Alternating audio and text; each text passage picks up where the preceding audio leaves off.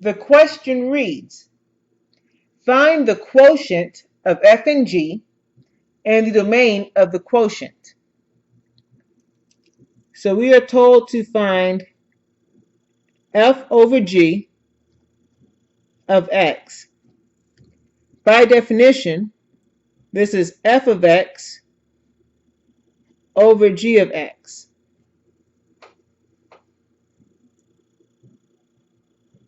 So we have the square root of the quantity x plus 6 over the square root of the quantity x minus 3.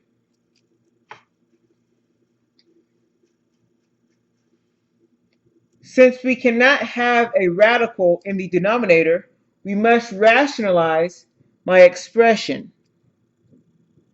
So we're going to multiply the numerator by the square root of x minus 3 and my denominator by the square root of the quantity x minus 3. So on the numerator, we have the square root of the quantity x plus 6 times the quantity x minus 3 over x minus 3. Since my radicals matched, the square root went away.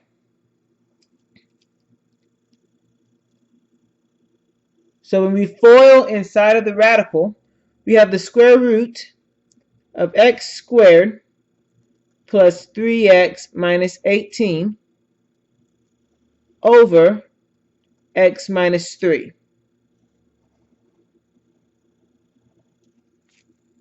That is the quotient.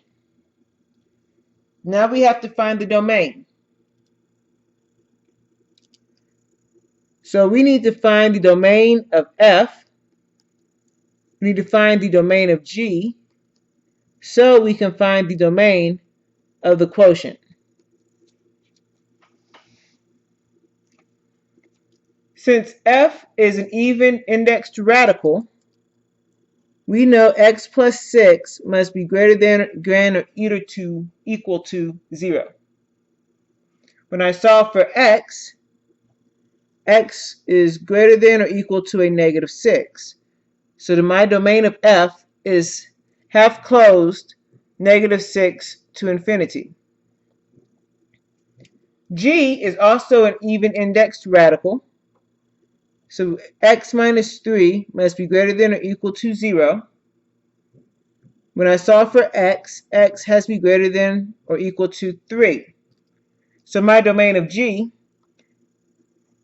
is half closed, 3 to infinity. We have a denominator here of x minus 3. So x minus 3 cannot equal 0.